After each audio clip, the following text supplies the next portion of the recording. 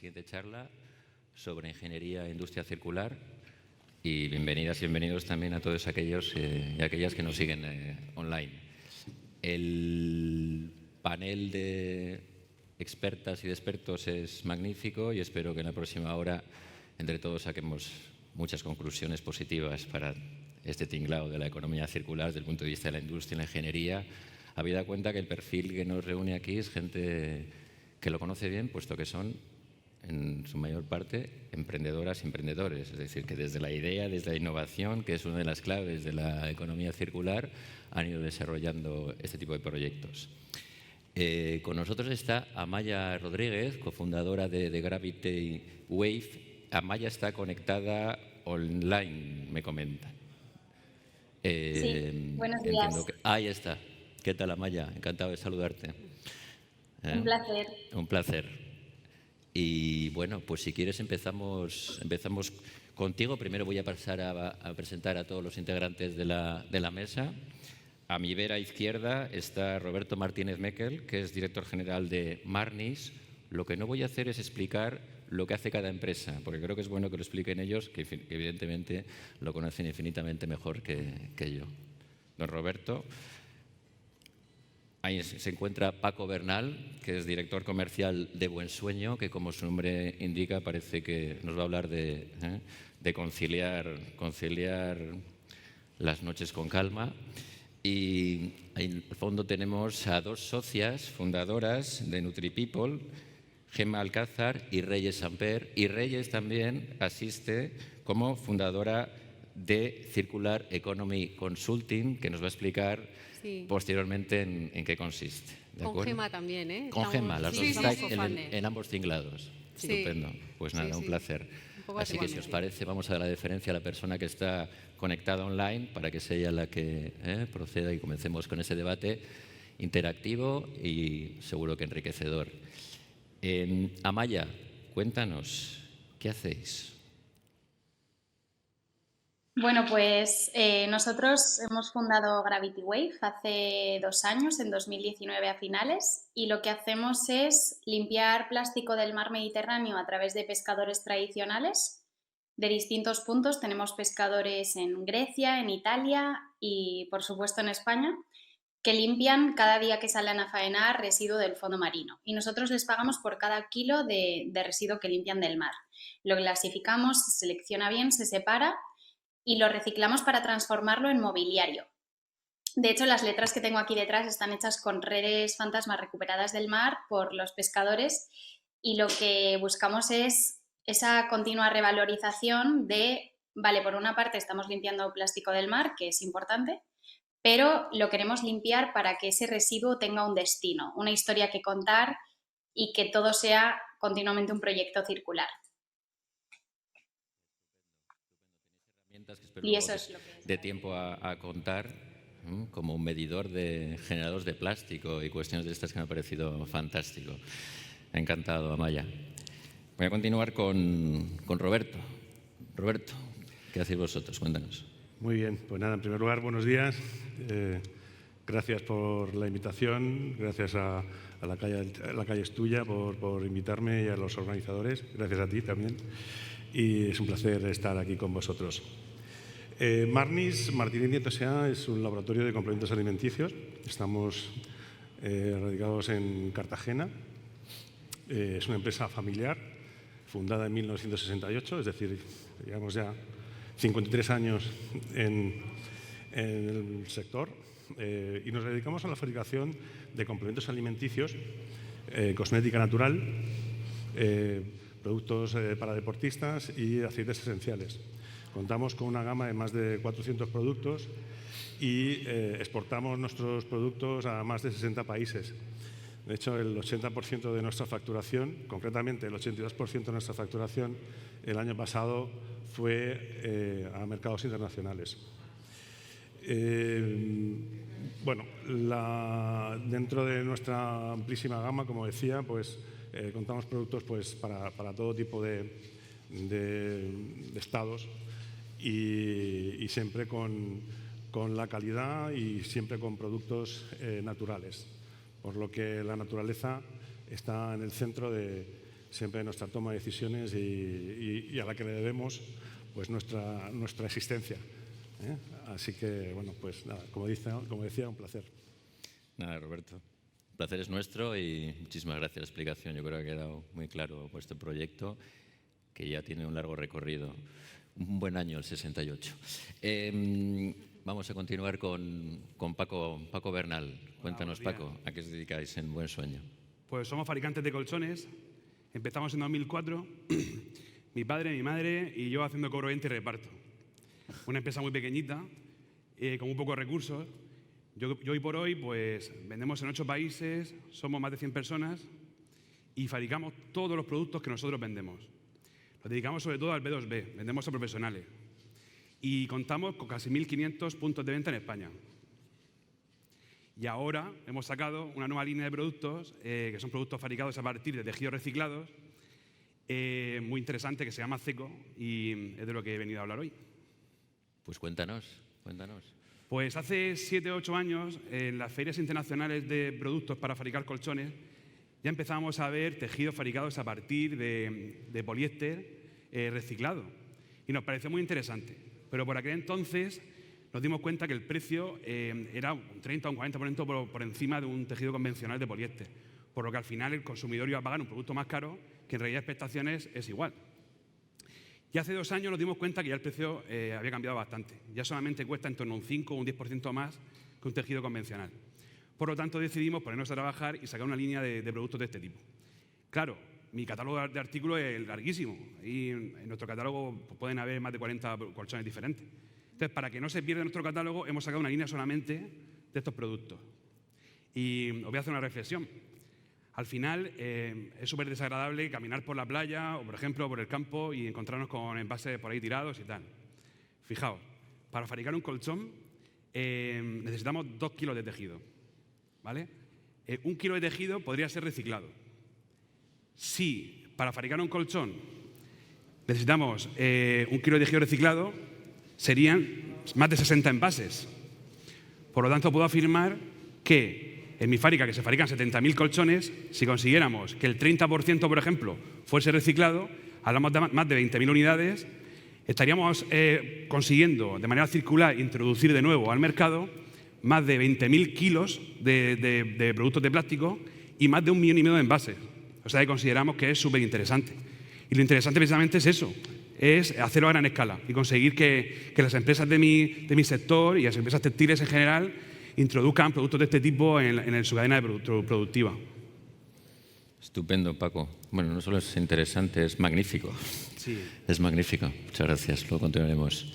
Y bueno, yo os pregunto a las dos, sí. Y cada cual, Gemma, Reyes, contadnos un poco vuestro proyecto nutricional. Bueno, pues buenas tardes y gracias por invitarnos y contar con nosotras.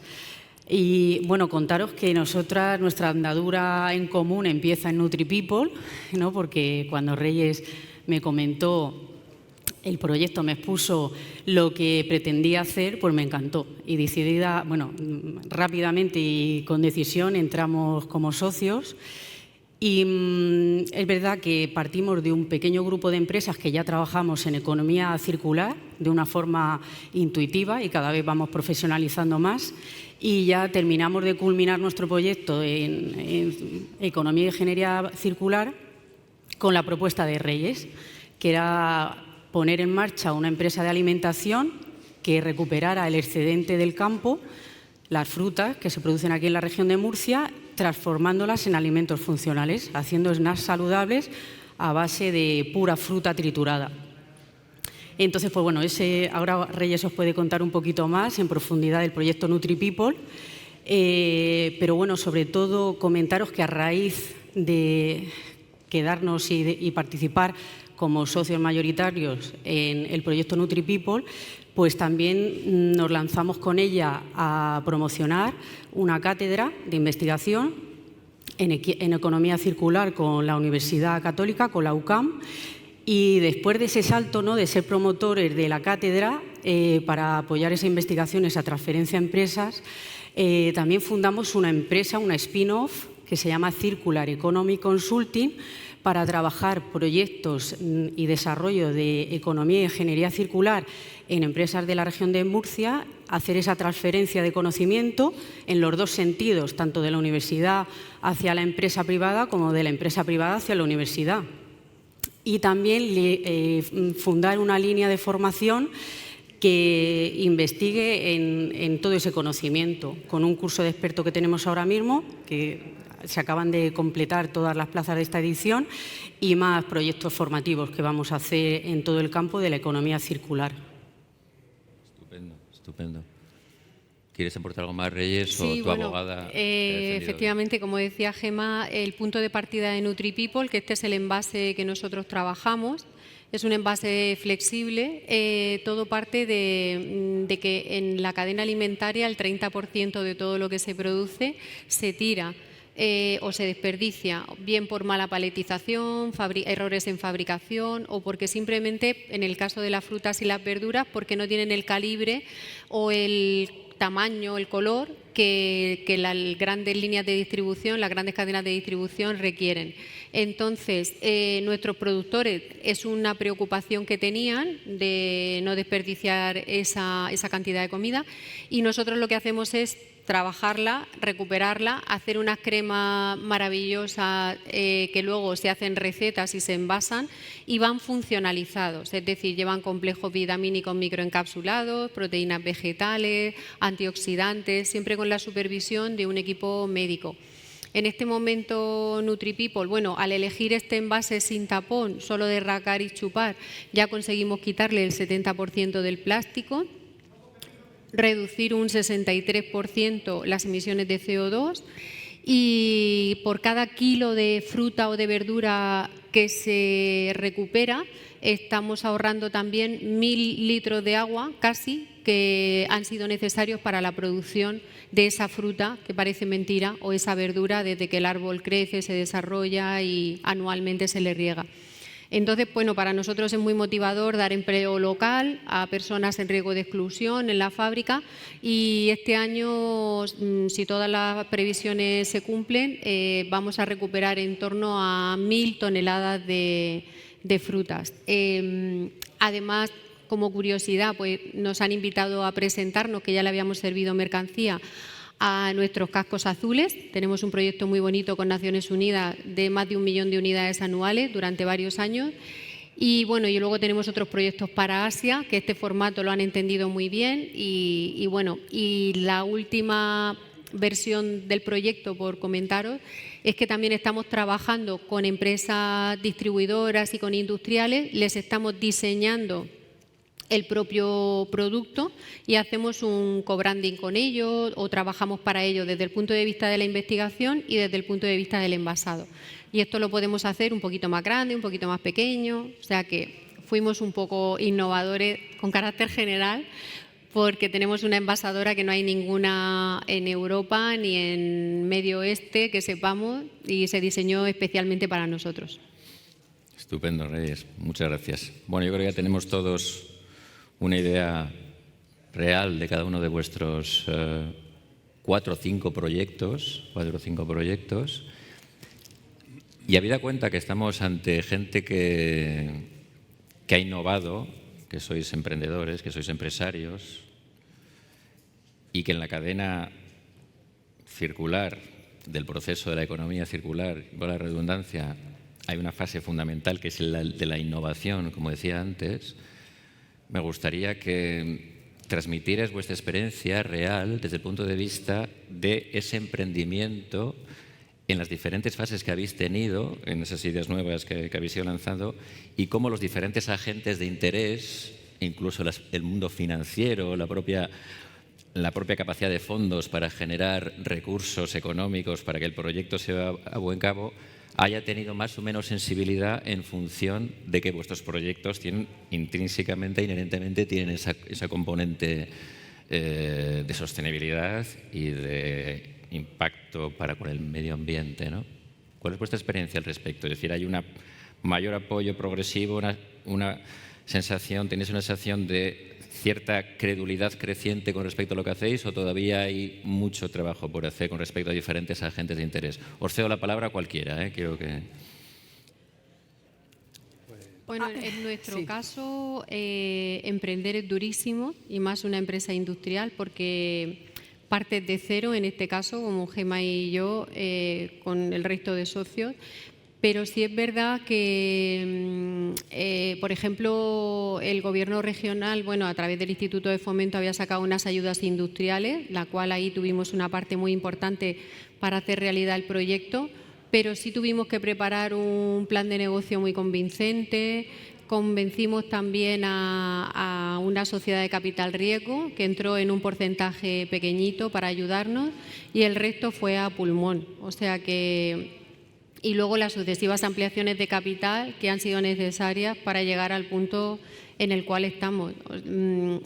La gente cree en ti, pero también tienes que demostrar que no te vas a rendir, que estás convencidísimo de lo que estás haciendo, porque pasar de la idea a la acción y a una realidad es súper duro, muchas noches sin dormir y mucha responsabilidad para con las personas que han decidido acompañarte. Estupendo. ¿El resto? ¿Queréis? Bueno, en nuestro caso, llevamos ya bastante más años, llevamos ya 53 años. Estoy totalmente de acuerdo con las palabras de Reyes, que el emprendimiento y el ser empresario hoy en día pues, es un poco una hazaña heroica, casi heroica. Pero bueno, como decía, llevamos ya muchos años y también la naturaleza está en nuestro propio ADN, ¿no?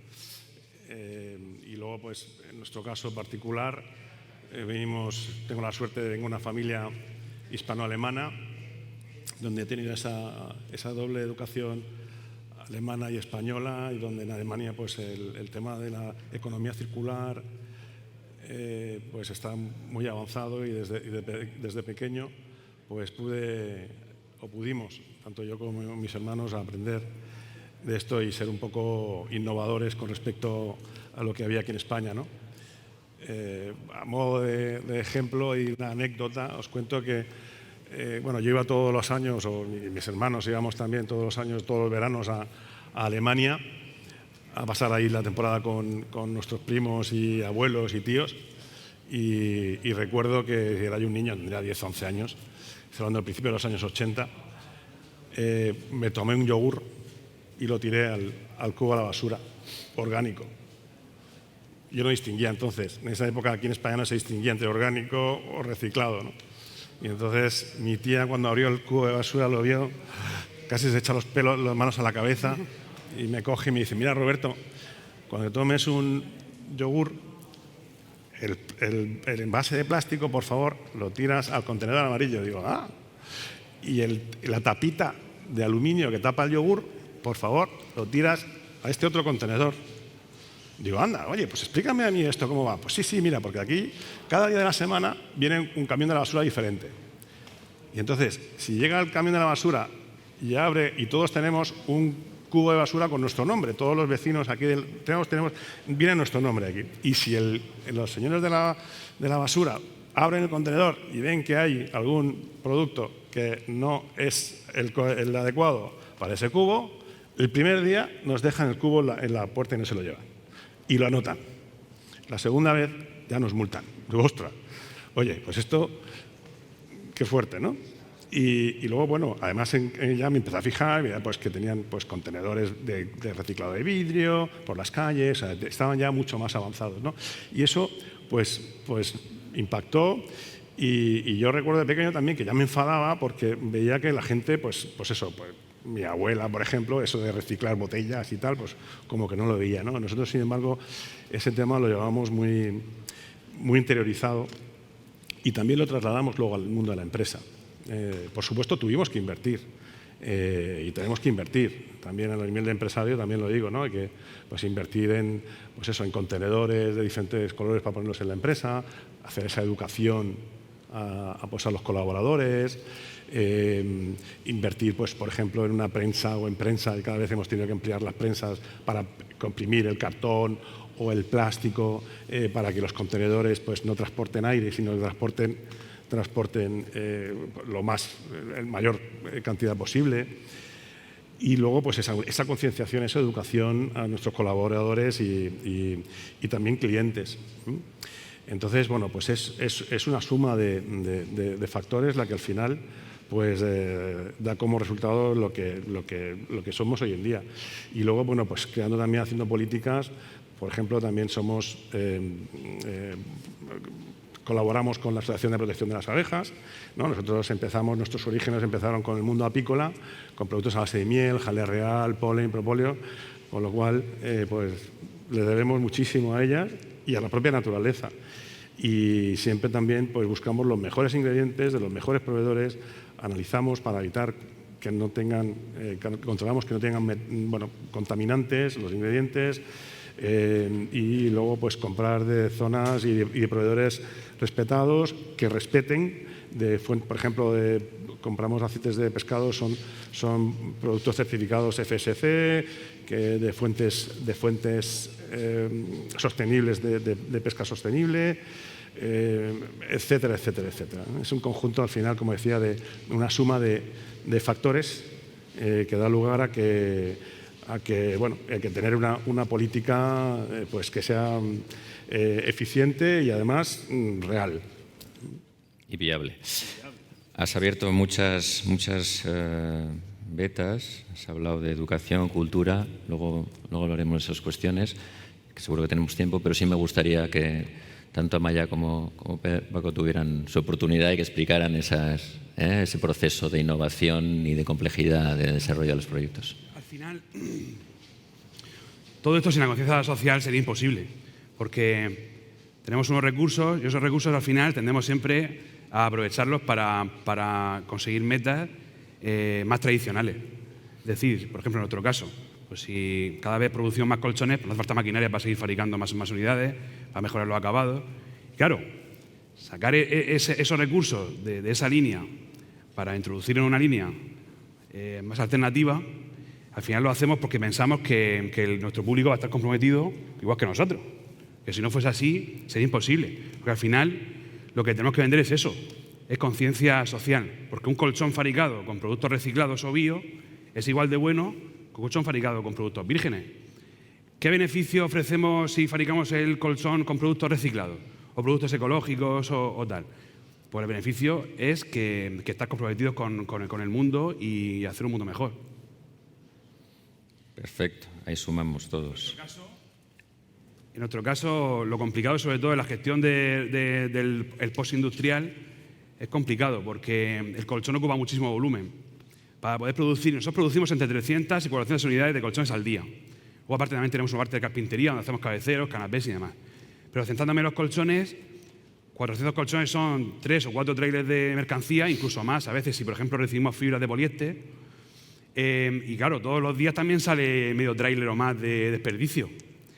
En un principio teníamos contenedores en la puerta de la fábrica, pero esos contenedores, como resulta que el producto es tan voluminoso, el gestor de residuos tiene que venir prácticamente todos los días. Entonces empezamos a introducir prensadoras, como bien decía Roberto antes, para prensar el cartón, el plástico y hacer balas también con el tejido, la fibra y la espuma.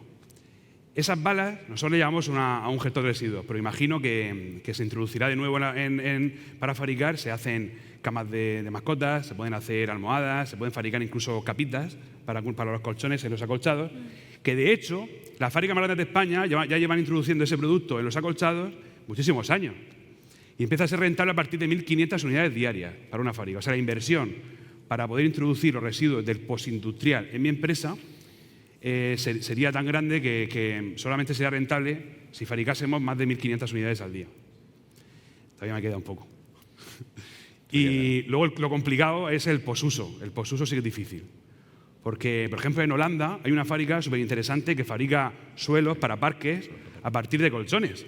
Que este año pasado la compró IKEA. IKEA compró esa planta productiva. Yo veo la fábrica y me quedé alucinado. Y sería lo interesante conseguir fabricar colchones a partir del uso de colchones usados. La legislación todavía tiene algunas lagunas y, bueno, imagino que tanto gobiernos como empresas iremos trabajando en innovación para regular eso y algún día poder fabricar colchones a partir de colchones usados. Estoy convencido que se podrá hacer. Seguro que sí. Estupendo, Paco. Amaya, cuéntanos, ¿cuál es tu experiencia? Bueno, en nuestro caso está siendo la mayor aventura de nuestra vida. Sí que es verdad que somos jovencitos aún, tanto los que trabajamos en este proyecto como la empresa en sí. Y nosotros ha sido un poco al revés, ¿no? Partíamos de la base de que queríamos limpiar residuo de plástico del mar y transformarlo en algo, pero ese algo lo hemos ido averiguando un poco en este camino. De hecho, al principio el proyecto se inició para transformar el residuo del mar en fundas de móvil, pero lo que nos pasó es que nos dimos cuenta que para fabricar las fundas, la mayor parte del residuo que limpiábamos del mar no nos servía. Para poder transformar el residuo que estábamos limpiando en fundas, teníamos que transformarlas en más de 5 millones de fundas y, por supuesto, venderlas. Y además nos dimos cuenta que era un producto que pesaba muy poquito y tenía muy poco impacto, y además no sabíamos dónde iba a terminar una vez puesto en el mercado. Entonces, ha sido todo un reto en todas las partes del proceso, ¿no? Desde contactar a esos pescadores si quisieran unirse a este proyecto hasta que una fábrica quisiera meter el residuo que estábamos limpiando del mar en sus máquinas, que una planta de reciclaje quisiese reciclarnos las redes de pesca y que consiguiésemos tener esas alianzas en toda la cadena de valor.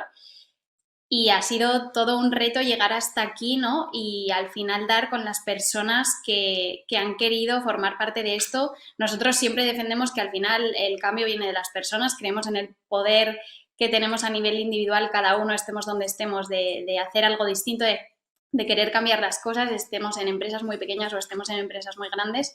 Y gracias a las empresas con las que hemos ido haciendo alianzas, pues hemos dado con una planta de reciclaje que nos reciclan las redes fantasma, que hasta ahora es un residuo que es muy complejo de reciclar y muy poco interesante a nivel económico si no le das ese valor después. Y nosotros hemos conseguido transformarlo en muebles con un acabado único, que ahora mismo hay una demanda tremenda en el sector del mueble, pues por todo el crecimiento que ha tenido el sector y el mercado gracias también a la pandemia, ¿no? Que todo el mundo se ha puesto a renovar su casa.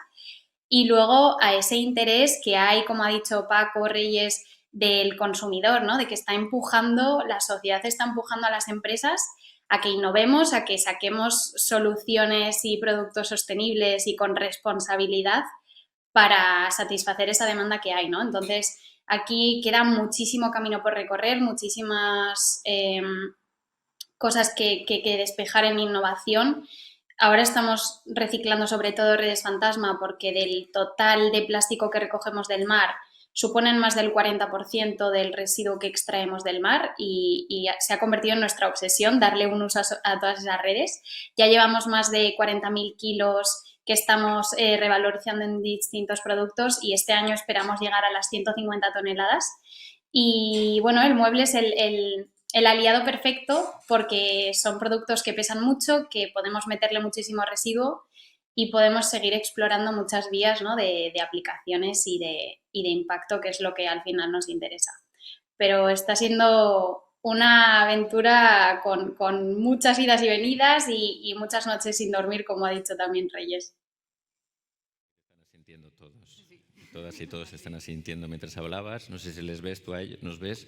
Te estaban asistiendo esas idas y venidas, esas subidas y bajadas del proceso de emprender unido a vuestros proyectos tan sostenibles y ligados a la ingeniería circular, economía circular. Te voy a coger el guante respecto a, porque ya habéis hablado de la parte contratante de la primera parte, que es el consumidor, los consumidores, que somos todos, que somos los ciudadanos.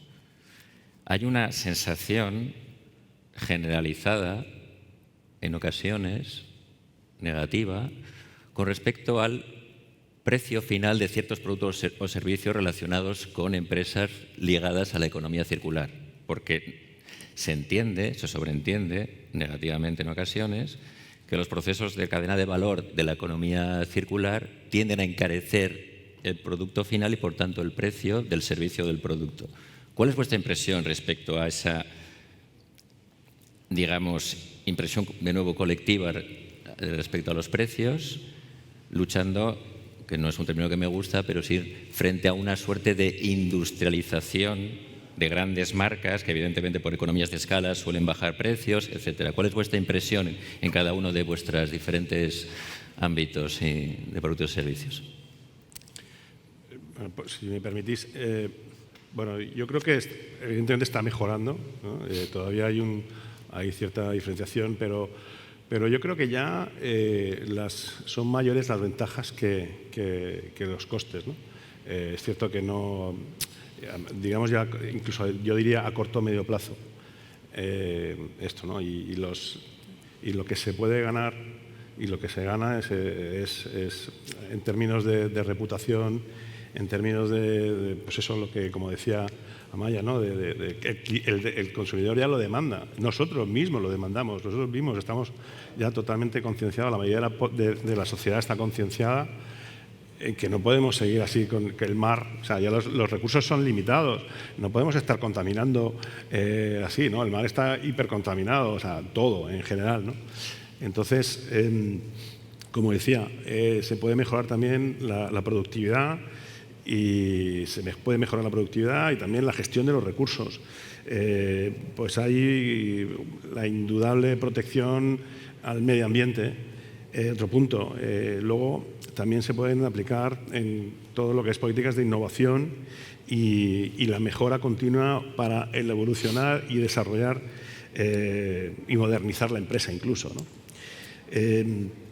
Y por supuesto la mejora reputacional. Entonces todo esos aspectos son claros, ¿no? Nosotros ahora vamos a empezar también con un plan ya en Marnis de utilizar, bueno, en nuestros procesos estamos obligados a utilizar un producto, nosotros hacemos que es muy específico, que tiene que mantener una estabilidad y tiene que tenemos que tenerlo y por temas de registro, en fin, un tema complicado, pero ya vamos a empezar a utilizar todo un material reciclado, ¿no? Y por supuesto todos nuestros envases son ya de fuentes sostenibles. Y bueno, sí, en principio era más caro, pero insisto, yo creo que el consumidor lo demanda y es nuestra obligación casi, ¿no? de ponerlo en marcha y de llevarlo a cabo. Estupendo, Roberto.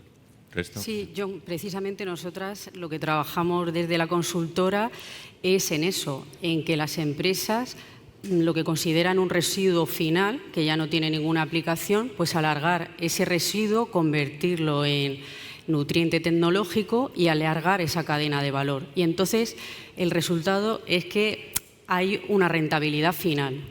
Es verdad que todo eso tiene un proceso de investigación, de desarrollo, de innovación y gracias también ahora pues, a todas las ayudas que hay a nivel ministerial, pues se pueden preparar proyectos, presentar y trabajar en esa línea, ¿no? con empresas privadas que tienen esa inquietud de que sus propios recursos se puedan beneficiar y poner otra vez en valor en la cadena.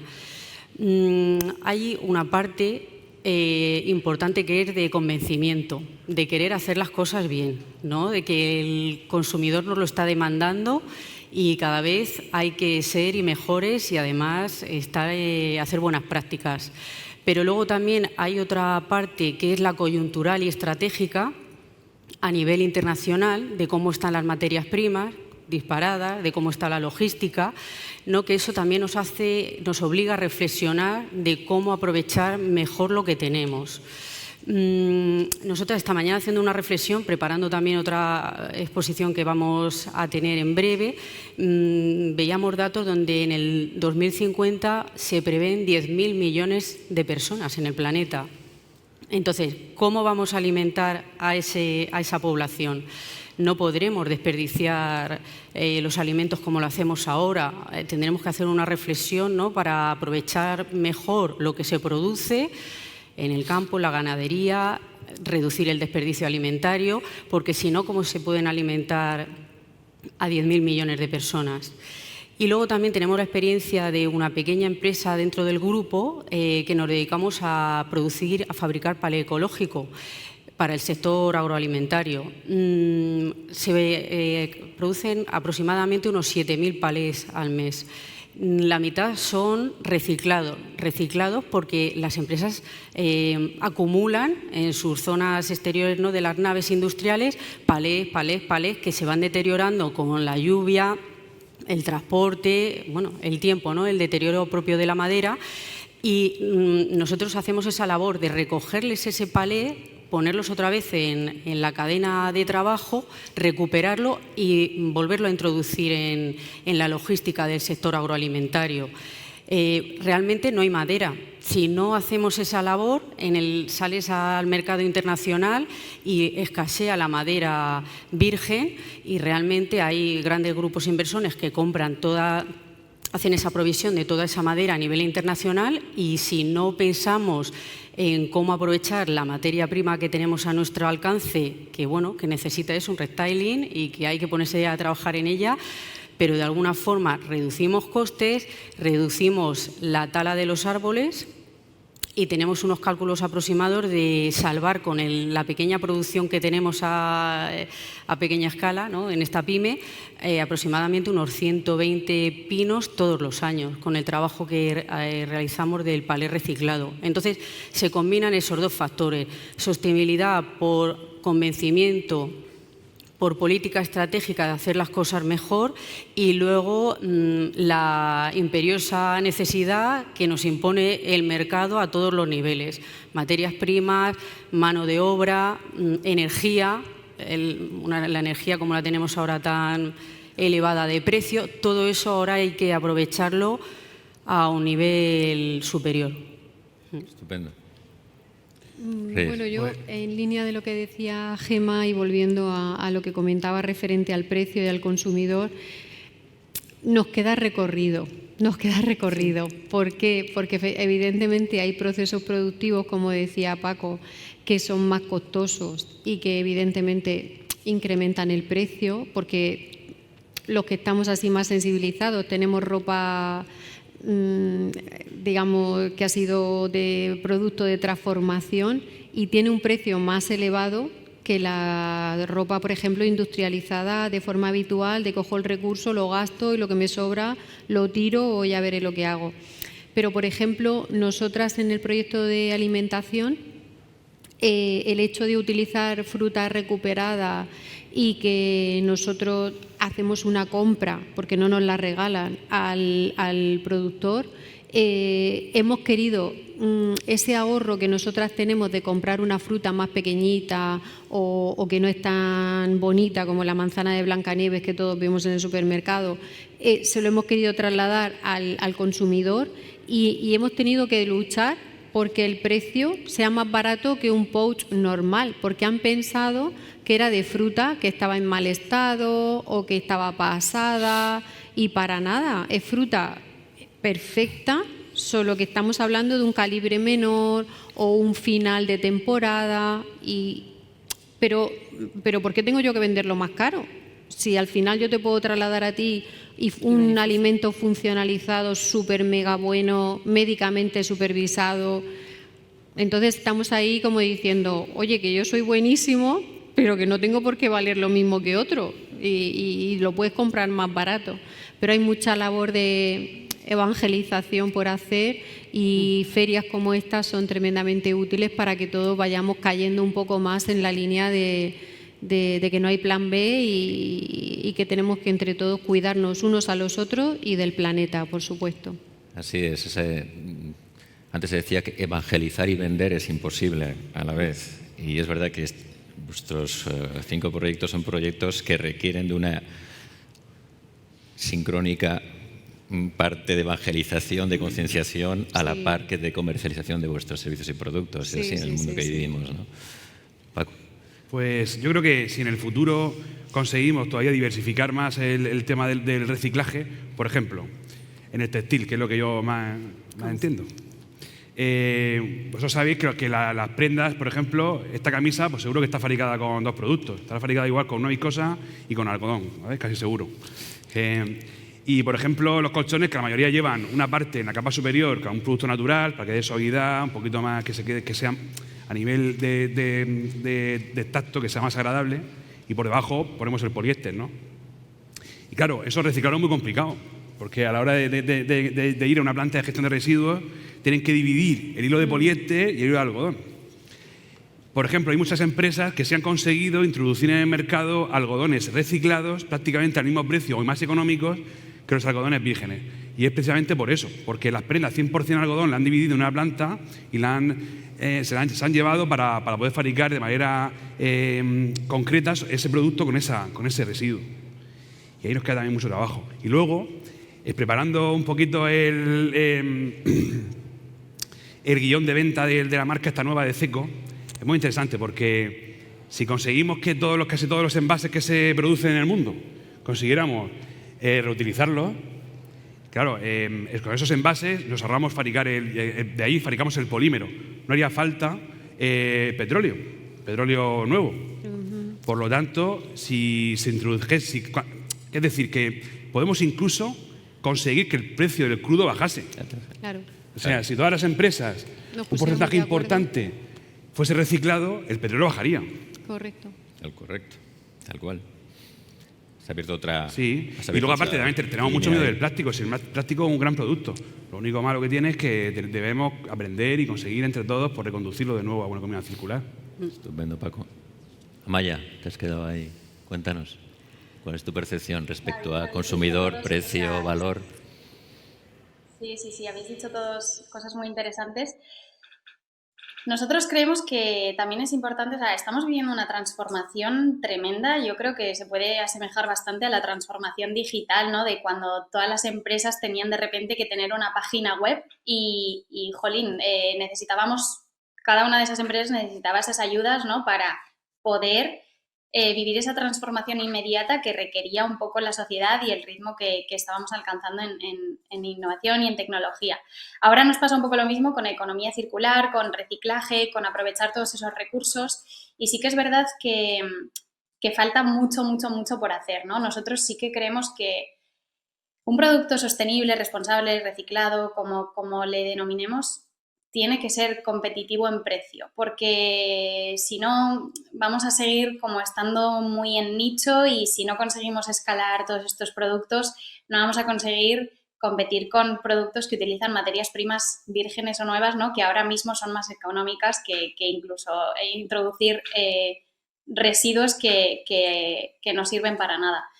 Pero es muy importante también que trabajar en el ecodiseño, ¿vale? Para ya desde el inicio lanzar al mercado productos que sean 100% reciclables, que podamos aprovecharlos una vez se acabe su ciclo de vida, y que pensemos mucho en ese valor, ¿no? de lo que estamos poniendo ahí fuera, para poder llegar cada vez a productos, pues eso, más competitivos en el mercado.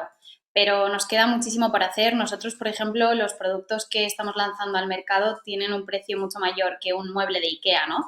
Y hasta que no consigamos llegar a un precio competitivo, no vamos a poder llegar a que todo el mundo en España y en todos los países del planeta tengan un mueble hecho con plástico o con redes de pesca de Gravity Wave.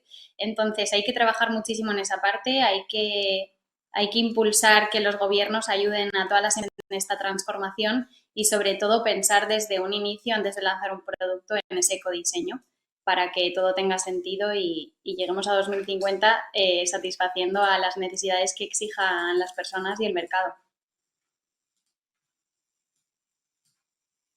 Otra vertiente, creo que luego tendremos tiempo para si alguno o alguna quiere hacer alguna pregunta, pero antes, ligado a eso que acabas de contar, Amaya, y puesto que estamos ante también dos personas que estáis del punto de vista de ayuda institucional para con la sensibilidad del punto de vista de vuestra Circular Economy Consulting, ¿cómo creéis que se está articulando y cuáles serían las áreas de mejora de comunicación e interrelación entre todos los diferentes agentes intervenientes dentro de la industria para, al hilo que ha comentado Amaya, generar esa progresiva evolución cara al producto final sea más sostenible también en precio con respecto al cliente consumidor final? ¿Cuál es vuestra experiencia desde la propia plataforma? ¿no? Sí, yo creo que, una que yo creo que tenemos las dos claras, es visibilizar la rentabilidad. Si para una empresa un producto propio del modelo de implementación de economía o ingeniería circular, ese producto final termina siendo rentable después de hacer esa revalorización y esa recirculación en su modelo de negocio, trabajará esa línea, que es lo que intentamos ahora mismo desarrollar. Es decir, potenciáis los proyectos que tengan ya esa mini plan de negocio iniciático como para demostrar que tiene una consistencia viable. Claro, si son rentables, se democratizará. Las ayudas, ¿no? Sobre todo porque cuando tú analizas la cadena de valor de las empresas, siempre hay un punto donde puedes como sumar distintas variables para montar un proyecto de innovación. Yo a las líneas que me refería al acorde con lo que dice Gemma es que, por un lado, las administraciones públicas tienen dos maneras de ayudarnos. Una, por cumplimiento normativo. Si normalizas, tenemos que cumplir la ley, con lo cual nos fuerzas a todos a dar un paso hacia adelante, ¿vale? Nos guste más o nos guste menos. Unos más convencidos que otros. Luego, las ayudas. Y eso enlaza con lo que dice Gemma, que está fenomenal, ayudas para el cálculo de la huella de carbono o la huella hídrica. Pero lo realmente importante, bajo nuestro punto de vista, es ayudar a innovar, cogiendo tu cadena de valor y diciendo: yo tengo todo esto que me sobra y estos son nutrientes tecnológicos. Vamos a ver qué puedo hacer con todo esto. Y entonces que todas esas ayudas CDTI y de cualquier otro tipo vayan en esa línea para que el empresario pueda justificar su personal, tener ayudas para financiar sus insumos y que podamos, con ayuda de los ingenieros que llevamos detrás, en cualquiera de los casos, cualquier consultora que se dedique a lo mismo o parecido, que podamos ayudar a esa nueva invención rentable. Porque es que tenemos casos que son sorprendentes de empresas que estaban tirando cosas y a lo mejor ahora se están ahorrando un 30% de sus importaciones, o que estaban llevando a fundición elementos donde ahora en el mercado tienen un valor que ni lo conocían. Ahí es donde hay que poner la carne en el asador, ayudar a las empresas que puedan innovar. De acuerdo.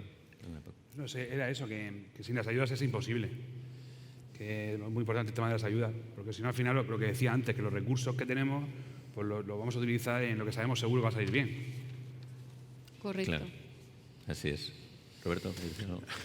Yo creo que el futuro está en lo que se podría denominar como innovación sostenible, en la que se apueste por la innovación como una forma de buscar modelos de producción sostenible, ¿no?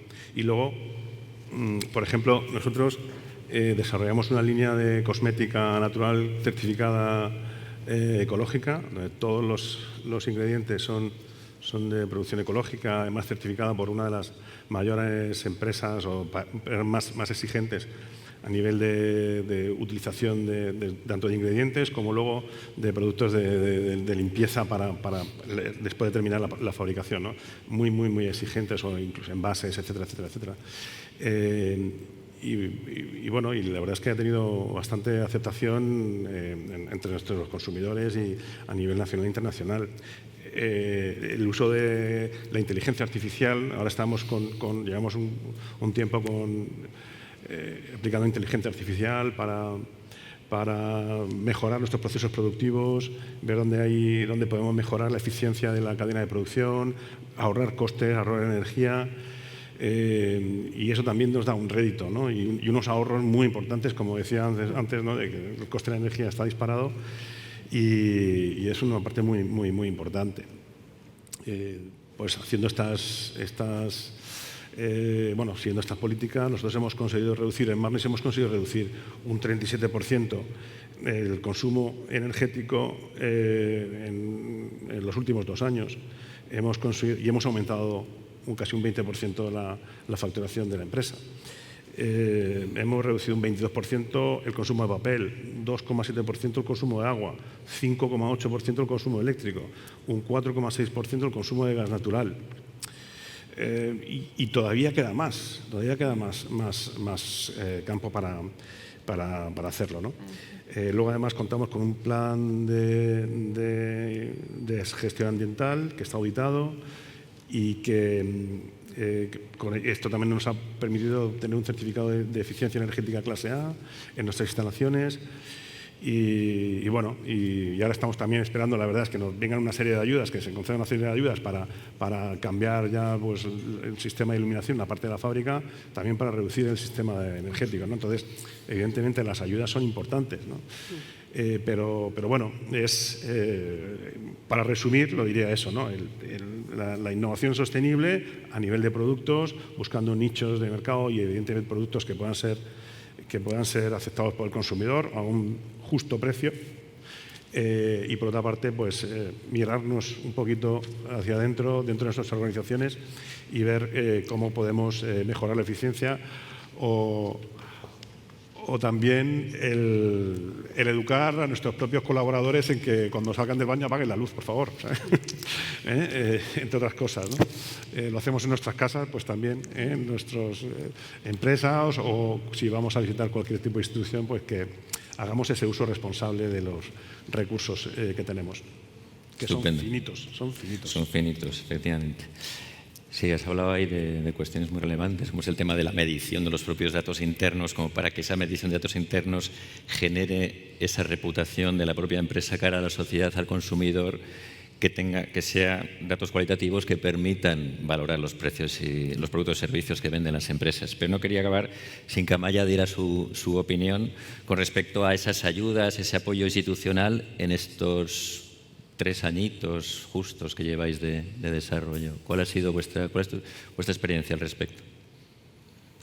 Bueno, nosotros hemos recibido 0 ayudas. Lo estamos haciendo todo con los servicios que vendemos, pero aquí sí que me falta un poco también meter en este debate la parte de colaboración, de cooperación entre empresas, ¿no? Nosotros lo que nos hemos dado cuenta es que la basura de los pescadores es la materia prima que nosotros vamos a usar para aplicarla a productos. Es decir, hay empresas que están tirando a la basura algo que a ellos no les sirve por lo que sea y que puede ser algo súper esencial para otra empresa, ¿no? Que pueda darle un valor, y yo creo que ahí también las administraciones deben de hacer de conexión, de impulsar también ese emprendimiento social, ¿no? De que haya empresas que se dediquen a solucionar problemas tanto sociales como ambientales y que no tengan que ser siempre las mismas empresas, las propias empresas, las que solucionen sus propios problemas o que tengan que innovar ellas continuamente dentro de sus modelos de negocio, ¿no? Que creo que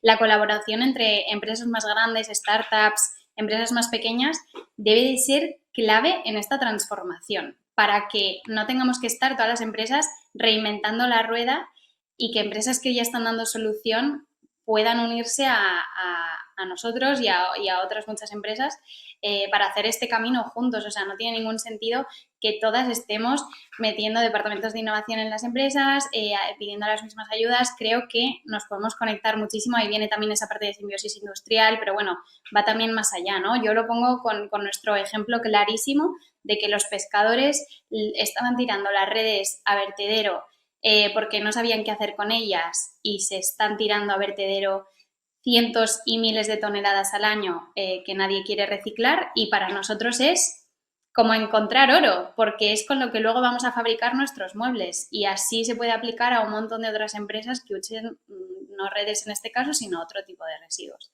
Pero me parece clave que las administraciones hagan de punto de conexión y que sobre todo impulsen ese emprendimiento de empresas más pequeñas que puedan poner solución a los problemas, ¿no?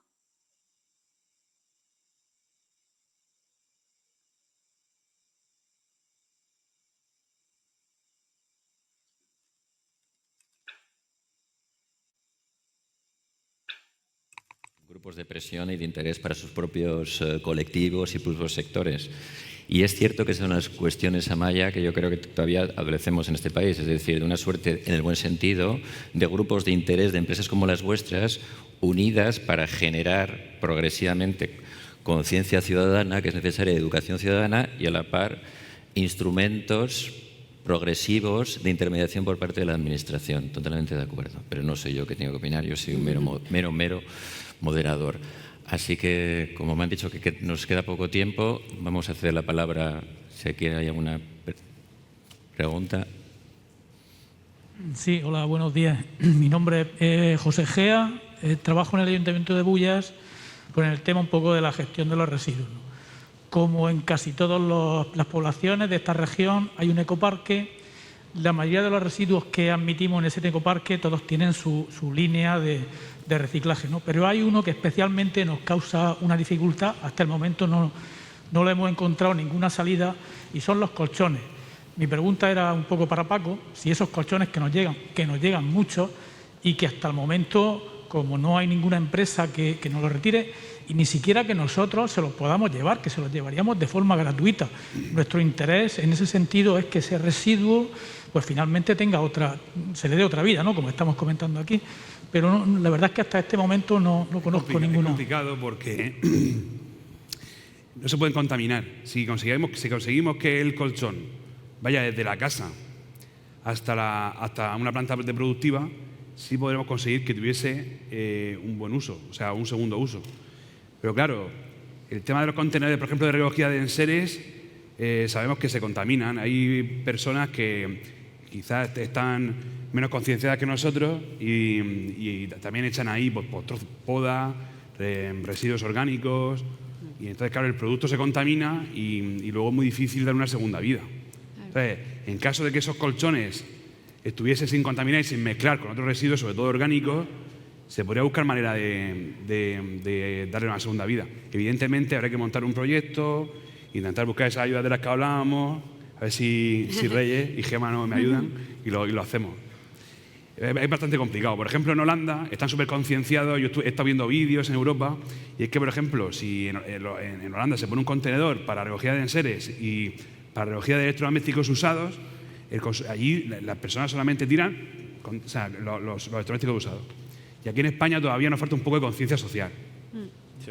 La verdad es que a nosotros nos llegan los colchones, digamos, sin contaminar, porque los vecinos lo llevan directamente al ecoparque. Acércate un poquito más el sí. micro, ahora. No, digo que a nosotros nos llegan los colchones al ecoparque directamente de los vecinos, y realmente me da pena verlos porque algunos de ellos, hombre, son colchones usados, claro, pero no los veo sucios, no los veo demasiado degradados, demasiado deteriorados. Pero ya digo, lo he intentado, encontrar alguna empresa que finalmente les pueda dar otra vida, ya no al colchón en sí, sino a los materiales de los que está compuesto ese colchón. Sabéis que muchos de ellos, pues todo el textil, algunos de ellos que llevan todavía la armadura metálica, esa parte metálica. Una pregunta, vosotros con esos colchones, entonces, ¿qué hacéis? No, directamente a la planta de tratamiento. ¿A dónde? A la planta de tratamiento. Sí, aquí a Eulea. De alguna manera llegan ahí, imagino ya una vez que ya se meten. ¿Y ahí en Eulea qué hacen con ellos? Pues no lo sé. Yo no lo sé ni me lo quiero preguntar, porque es que la verdad no quiero ni pensar que finalmente van a un agujero y que nadie le da uso, pero vamos, yo diría que ese residuo que se genera de ese colchón no se utiliza para nada. Entonces, por eso es preguntar un poco. Esa línea queremos trabajar y a ver si la siguiente feria os puedo venir a contar en un proyecto de un posuso, porque la maquinaria hay maquinaria avanzada que se coge, se tritura el colchón entero, se eliminan las tapas de arriba y abajo y lo que es todo el núcleo se tritura. Entonces se mezcla con unos bicomponentes y se le da calor, se le dan 300 o 400 grados. Entonces el colchón se saca una especie de material nuevo, como un aglomerado, parecido al aglomerado de madera, pero sería de espumas con tejido, con fibra, parecido al material de sonorizar, que habéis visto seguro algunas veces. Y ese material es súper cómodo para dormir y súper duradero. Y estoy convencido que no tendría ni bacterias, porque estamos hablando de que lo vamos a fusionar y lo vamos a echar unos bicomponentes, lo vamos a blanquear, limpiar y esterilizar. Lo que pasa es que queda mucho camino por recorrer, porque todas las empresas, todos los laboratorios que hay son laboratorios privados. ¿Y cómo me pongo a hacer un proyecto de tanta envergadura si luego no sabemos si esos laboratorios me van a decir que el producto es apto para la venta? Que no se sabe, hay que hacer muchas pruebas primero y eso es muy costoso evidentemente necesitamos ayuda, pero el beneficio sería tremendo, increíble. Porque no voy a decir lo que pienso de lo que se hace con los colchones usados, pero que todavía no hay nadie que me haya dicho a mí qué se hace con ese producto. Claro. Y usted se dedica a eso y no lo sabe, pues imagínese. No lo sé, y le puedo garantizar que lo he buscado, que he buscado ver, porque es que me da una pena, porque la cantidad de residuo que se genera de ese colchón es que es mucho. A nosotros nos entran muchísimos colchones, muchísimos. Nosotros somos una población no muy grande, somos 11.000 y pico habitantes, pero me sorprende cada vez que entro al ecoparque la cantidad de colchones que entran, vamos, prácticamente a diario. Tenemos que Tenemos ponernos a trabajar. Sí, ya, nosotros nos conocemos ya, hemos coincidido algunas veces y se les comenté el proyecto y tenemos que montarlo. Sí. Tienen que echar una mano a ella y montarlo. Tenemos que hablar con los ingenieros, sí, súper interesante. Estupendo. ¿Más preguntas? Bueno, yo tengo muchas gracias por hacer que hacéis, que me encanta. Tengo una pregunta más abstracta. Si hay algunas palabras que intentas usar para como hablar cada día, que yo soy artista y para mí es importante usar, no sé, diciendo que junto materia y no separado materiales, que tiene otro significado, que significa otra cosa, que Otra como habilidad. si hay algunas cosas de lenguaje que intentas usar para hacer promoción de sostenibilidad en entorno de ciudadano. Creo que te he entendido. Lo que quieres decirnos es, desde el punto de vista de educación ciudadana, Sí. existen palabras Sí. en castellano que facilitan el lenguaje de la Sí. sostenibilidad respecto a los productos, quieres decir. Sí. Ponme un ejemplo, dinos un ejemplo. No sé si intentas decir orgánico o sostenible, o si intentas decir reusado, o Reutilizar. qué es la narrativa. Eso es un debate que probablemente trascienda a esta mesa, pero es un debate tremendamente interesante. El Sí. lenguaje lo es todo, el lenguaje, la comunicación lo es todo, y el lenguaje tiene un significado detrás. Lo que ocurre es que el lenguaje, algunas palabras tienen significados diferentes para diferentes personas y diferentes grupos de interés, Sí, claro. efectivamente. Por ejemplo, cuando se habla de sostenibilidad, el abanico es amplísimo. Cuando se habla de economía circular, conviene centrar de que estamos hablando de economía circular. Normalmente cuando se habla, entiendo por dónde vas, yo te estoy intentando... cuando se habla de sostenibilidad y de reutilización, de reciclaje, ya entramos en la dinámica real de lo que es la economía circular, la reutilización de los elementos previamente vendidos para su vuelta al ciclo productivo. Reutilización, reciclaje. Un ejemplo que yo que trabajo con basura, intento no usar palabra basura, porque para mí es una materia. Claro. Claro. Se habla de las 3 R, de las 6 R, de las 9 R, es reutilizar, reciclar, revisar, rediseñar. Todo lo que vaya en base a es que le estás dando una vuelta. Eso es. Y luego, Repensar. efectivamente, en el marco de la economía circular y de la sostenibilidad, como decía John, sería lo fundamental. Gracias. A ti. En castellano, para resumir, la re como prefijo funciona. Sí. Rehacer. Gracias. Hola, bueno, muchas gracias a todos por vuestras intervenciones. Los proyectos son súper interesantes. Ya había escuchado algunos antes, pero siempre está bien volver a escucharlos. En cuanto a lo que decía la compañera, creo que también hay una palabra que a mí me cuesta encontrar un sinónimo en castellano, que es el upcycling o el proyecto upcycling, ¿no? Que le llamamos suprarreciclaje, pero que a veces nos cuesta encontrar ese objeto, por ejemplo, que se hace en Gravity Wave, ¿no?